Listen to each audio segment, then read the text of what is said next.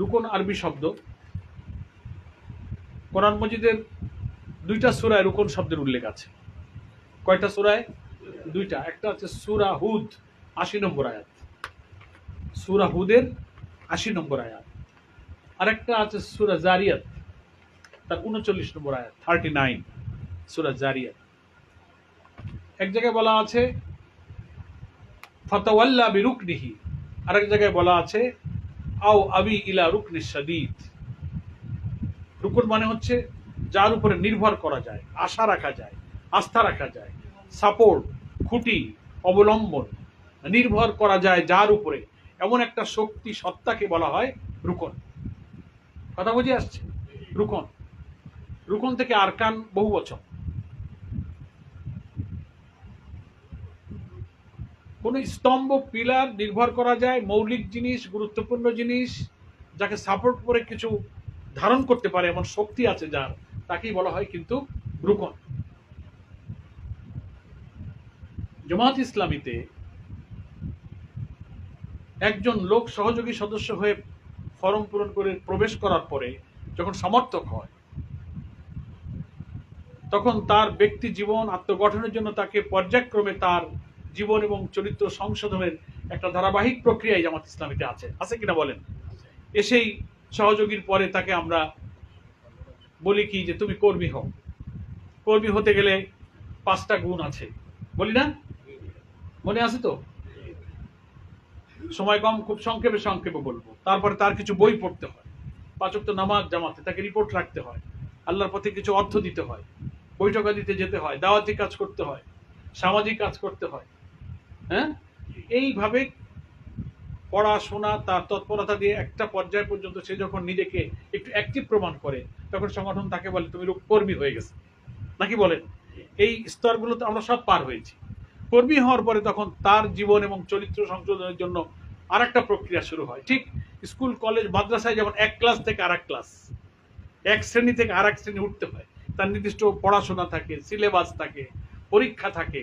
ঠিক জামাত ইসলামী একটা ইনস্টিটিউশন, একটা শিক্ষা প্রতিষ্ঠান। আলহামদুলিল্লাহ, মানুষ তৈরি করার একটা শিক্ষা প্রতিষ্ঠান। আল্লাহ তাআলা যে আমাকে আপনাকে তৈরি করেছেন, আমার সৃষ্টির একটা উদ্দেশ্য আছে, একটা দায়িত্ব দিয়ে আল্লাহ তাআলা আমাকে পাঠিয়েছেন।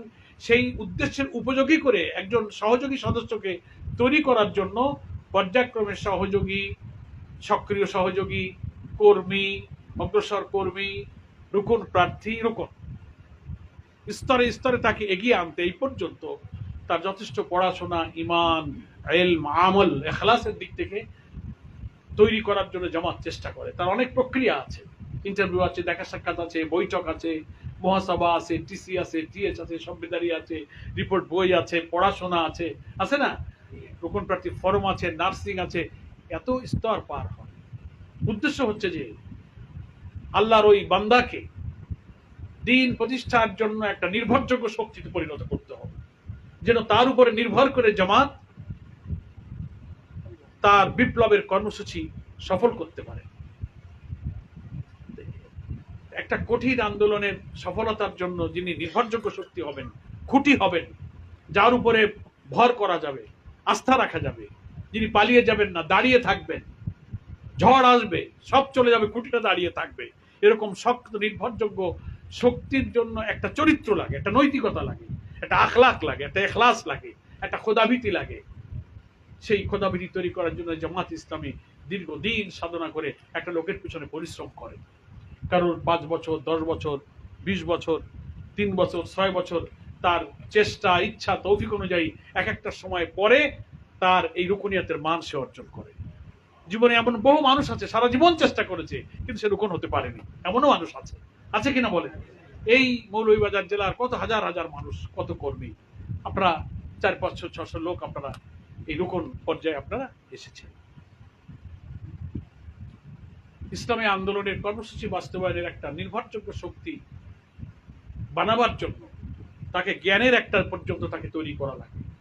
ময়দানে পরীক্ষা দিয়ে তাকে ধৈর্যের পরীক্ষায় আল্লাহর উপরে কতটা তাওয়াক্কুল আছে, দিনের জন্য সে কতটা কোরবানি করতে পারবে, পিতা মাতা, স্ত্রী, সন্তান, বাপ মা, ভাই বোন, ব্যবসা বাণিজ্য, সম্পদের চেয়ে সে আল্লাহকে ভালোবাসতে পারবে কিনা, তার জন্য একটা পরীক্ষা তার উপর দিয়ে চলতে পারে। এত সব পরীক্ষার পরে যখন একটা মানে উন্নীত হয়, তার জান আর মাল সে যখন অনুভব করে যে জান আর মালের মালিক তো আমি নই, এর আসল মালিক হচ্ছে আল্লাহ, সে কোরআন পড়ে বুঝতে পারে যে আমার একজন মালিক আছে, রব আছে, মাবুদ আছে। আমার জীবন এবং সম্পদ আমি যা দেখতে পাচ্ছি, ভোগ করছি, এর আসল মালিক আমি নই। আমার এই দুটো চোখ, আমার হাত পা মুখ, আমার টাকা পয়সা, সম্পদ, কথা বলার শক্তি, দেখার শক্তি, জীবনী শক্তি, চিন্তা শক্তি, বুদ্ধি শক্তি, যা কিছু আমি অর্জন করছি, এটা আমার কিছুই অবদান নেই, আমার মাবুদ আমাকে দিয়েছে। লিল্লাহি মা ফিস সামাওয়াতি ওয়া মা ফিল আরদ, সবকিছুর মালিকানা হচ্ছে আসলে আল্লাহ। তো এটা আমার কাছে আমানত। আমরা যখন কোরআন পড়ে দেখি যে এই সম্পদের মালিক আল্লাহ, কিন্তু সে আল্লাহ আবার বলছেন আউযু বিল্লাহি মিনাশ শাইতানির রাজীম বিসমিল্লাহির রহমানির রহিম, তিনি বলছেন যে এই যে সম্পদ, জান আর মাল তুমি দেখতে পাচ্ছ, এটা তোমার না, এটা আমি তোমার কাছে খরিদ করে নিয়েছি। সূরা তাওবা সবার পরিচিত জায়গা। রুকুনিয়াতের চেষ্টা যারা করেন, করতে গেলে ওই আয়াত সবাইকেই পড়তে হয়, বুঝতে হয়। ইন্নাল্লাহ ইশতারা মিনাল মুমিনিনা আনফুসাহুম ওয়া আমওয়ালাহুম বিআন্না লাহুমুল জান্নাহ। পড়েছেন সবাই? কি বলছেন আল্লাহ এখানে? নিশ্চয়ই মুমিনের জান মাল আল্লাহ খরিদ করে নিয়েছেন। বিআন্না লাহুমুল জান্নাহ, কিসের বিনিময়ে? জান্নাতের বিনিময়ে।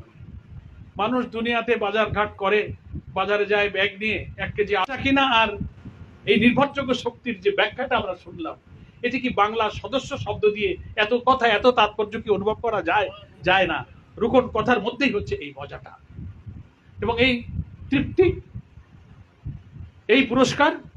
একটা বাকিতে বড় বেচা কেনা হয়েছে, আল্লাহ দেখতেছেন তোমার হায়াত 20, 30, 40, 50, 60, 80 বছর পর্যন্ত তুমি বাঁচবে, তোমাকে আমি এই মেয়াদের জন্য এই মালটা জমা রেখেছি।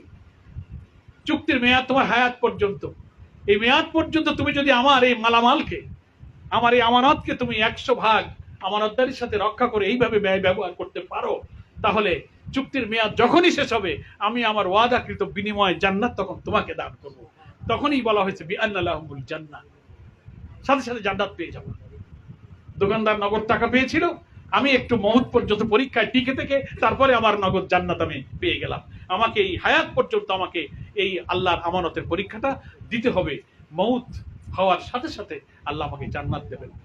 শর্ত আছে, ফরজ ওয়াজিব আমি মানবো, কবিরা গুনাহ আমি করব না, আয় রোজগার হালাল করব, পরের হক থাকলে ফেরত দেবো।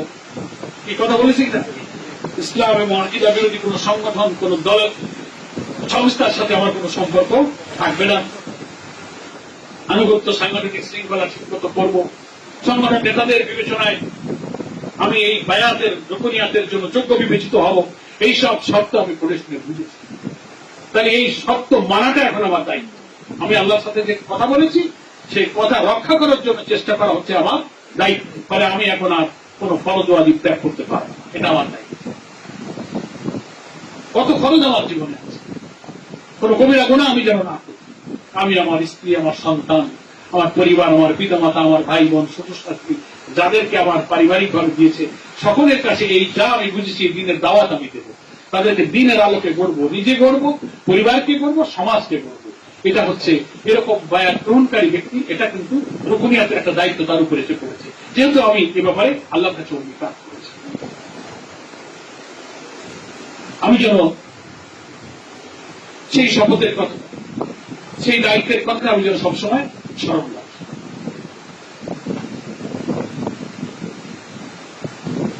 আমার কথা বুঝে আসছে?